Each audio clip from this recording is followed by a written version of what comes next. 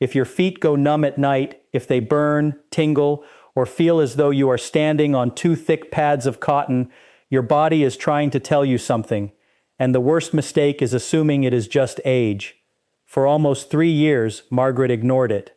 Every morning she would sit at the edge of her bed and press her feet into the floor just to check if they were still really there. By afternoon, the tingling would creep into her toes. By evening, her feet felt cold, heavy, and strangely distant, like they belonged to someone else. She told herself it was poor circulation. She told herself everyone slows down eventually. She told herself nothing could really change. She was wrong. After starting 4 simple chair exercises, she began noticing something she had not felt in a very long time: warmth, then steadiness, then sensation.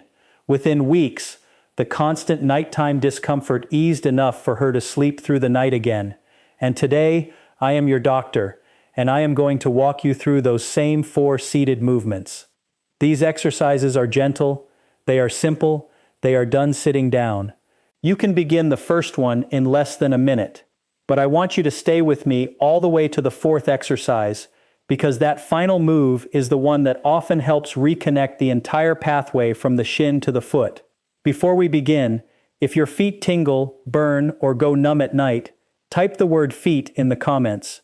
It helps more people realize they are not alone, and it helps Wellness Daily reach others who need this. Doctor, before we start, let me ask the question so many people are silently wondering. Is numbness in the feet just a circulation issue, or is something deeper happening? It is often deeper. Circulation matters, yes, but the real story is usually about nerve signaling. In many older adults, the nerves in the feet are not always gone. They are understimulated, irritated, or no longer getting the regular movement and sensory input they need. That is why the feet can feel cold, foggy, distant, or oddly disconnected. The goal today is not simply to warm the feet, it is to wake up the communication lines. That is exactly what people need to hear, because so many assume numb feet mean the damage is done and nothing can improve, and that is not always true. The body responds to repetition, nerves respond to stimulation, muscles respond to being asked to work again. Balance improves when the brain starts receiving clearer signals from the feet. We are not promising miracles, we are rebuilding communication. Now, one quick note before we begin. If you have severe diabetes, a foot wound, sudden weakness, rapidly worsening numbness, or any new symptom that came on abruptly, please involve your own doctor. Today's routine is for age-related tingling, stiffness, coldness, mild neuropathy symptoms, and reduced foot awareness. Gentle, daily work helps, but safety comes first.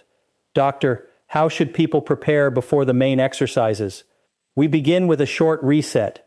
Sit tall in a sturdy chair. Keep both feet flat on the floor. Roll one ankle slowly 10 times in one direction, then 10 times in the other. Switch sides and do the same. After that, gently tap your feet on the floor 20 times, left and right, like a soft marching rhythm. Nothing forceful, nothing rushed. This is simply your way of telling the nervous system that the feet are about to become active again. All right, that is simple enough for anyone to begin. Let's move into the first exercise. Exercise 1 is the seated toe lift and spread. If your toes feel stiff, weak, or strangely unresponsive, this is where we begin. The small muscles of the foot matter more than most people realize. They help with balance, stability, and the brain's awareness of where the foot is in space.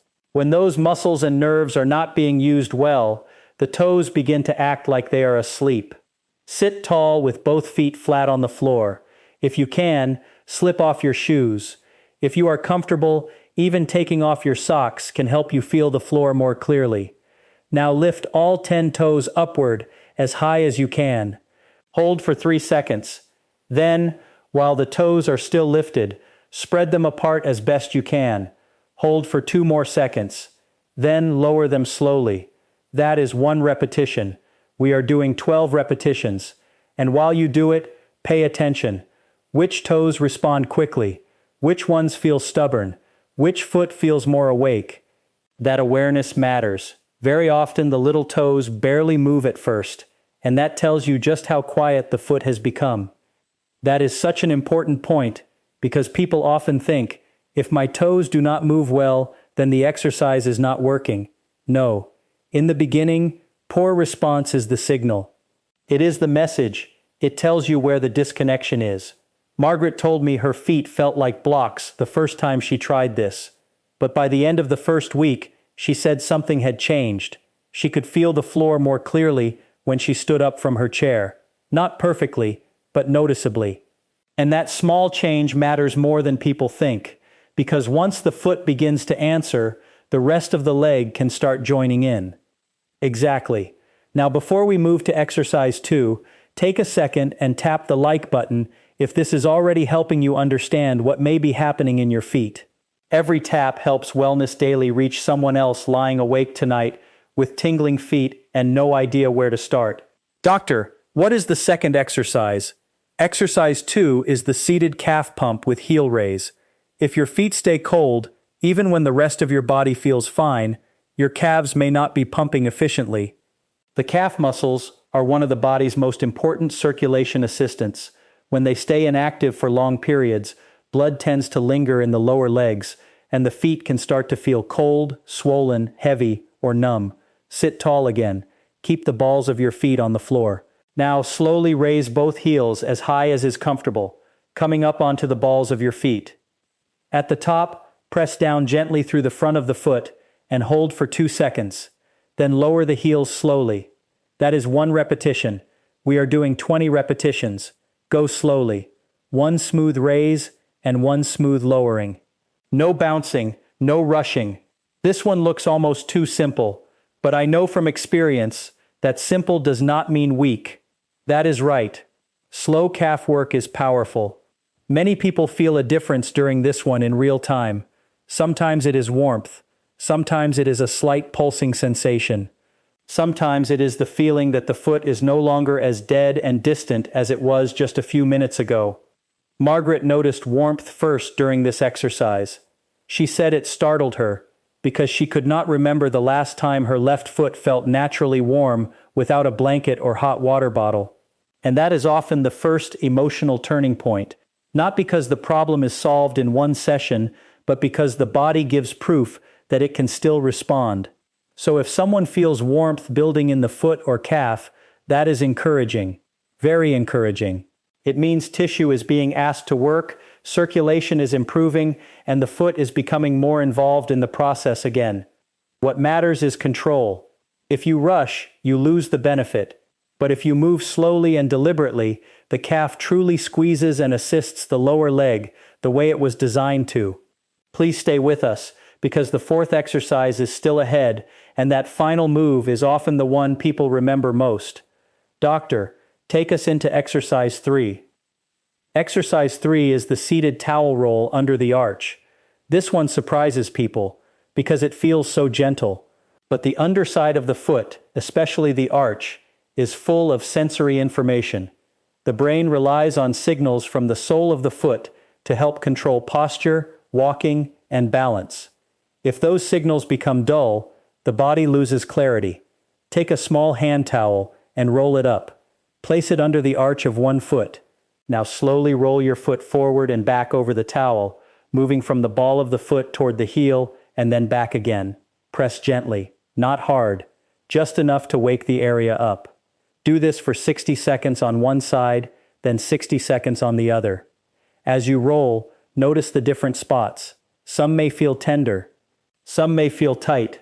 Some may feel almost blank, as though you are barely touching anything at all.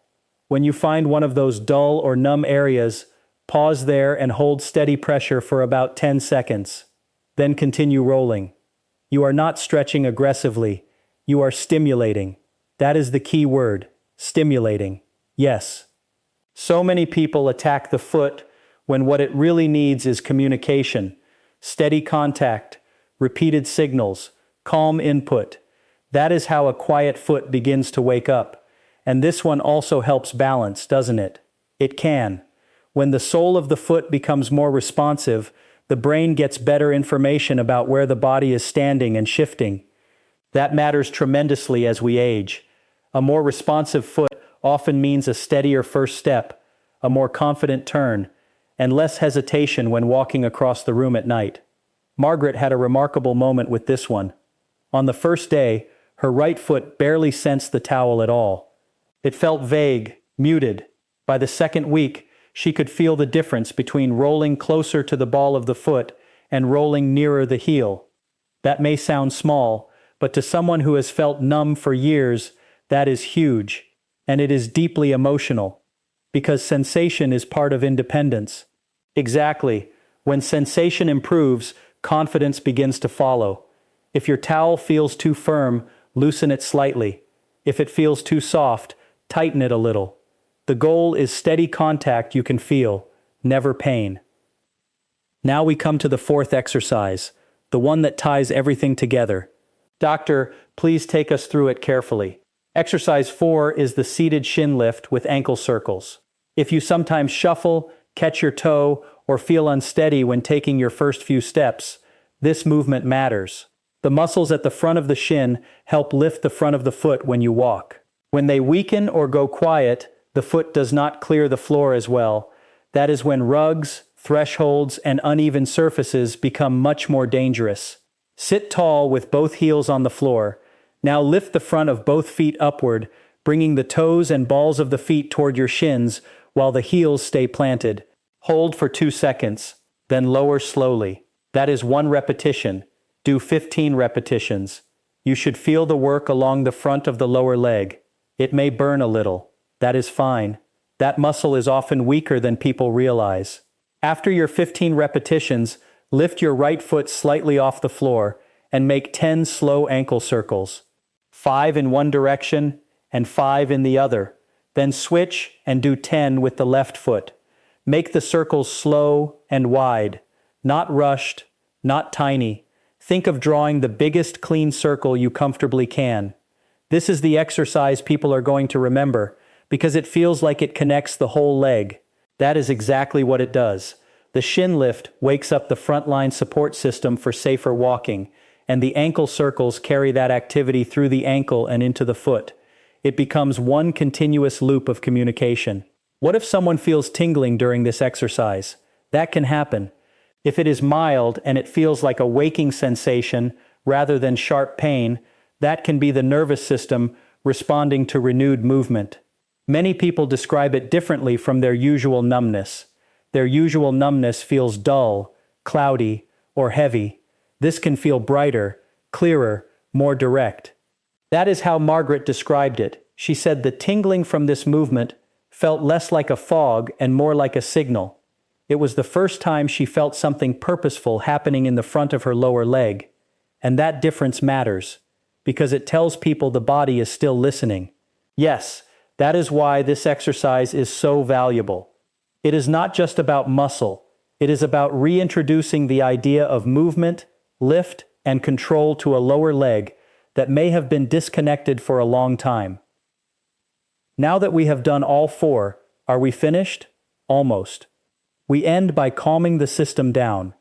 Place both feet flat on the floor, press them gently into the ground for 5 seconds. Then completely relax. Now softly rub the top of each foot with your hands, from the ankle toward the toes, 10 slow strokes on each side. Then shake both feet loosely from the ankles for 10 seconds. That is it. And when you finish, sit for a moment and notice. Do the feet feel warmer, heavier in a good way, more present, more awake? Even a small difference is worth noticing. Doctor, before we close, give everyone the simple summary of what they should do each day. 4 chair exercises. Every day. First, the toe lift and spread to wake up the small muscles and nerve pathways of the foot. Second, the calf pump with heel raise to improve lower leg pumping and bring warmth back toward the feet. Third, the towel roll under the arch to stimulate the sole, improve awareness, and support balance. Fourth, the shin lift with ankle circles to help lift the foot better, strengthen the front of the lower leg, and reconnect movement through the ankle and foot. Do them daily, not once in a while, not only when symptoms flare, daily, because nerves and muscles respond to consistency, not occasional effort. And what happened to Margaret? She still has to care for her feet. This is not magic, but the nighttime discomfort eased, the coldness softened, the walking on cotton feeling reduced. She no longer wakes up constantly to shift her feet around in bed. In the morning, she stands with more confidence. She walks to the kitchen without slapping her feet against the floor, just to feel them. And perhaps most importantly, she no longer feels as though her body is quietly slipping away from her. That is what hope looks like at this age. Not fantasy, function, warmth, stability, sleep, confidence. And that is what I want people listening to understand. Numb or tingling feet are not always something you should simply surrender to. Sometimes they are a signal to begin moving differently, more deliberately, and more consistently. So try these 4 chair exercises today. If this helped you, tap the like button so Wellness Daily can reach someone else who needs it. Subscribe, share this with someone whose feet keep them awake at night, and if you want, type feet in the comments so we know you are here with us.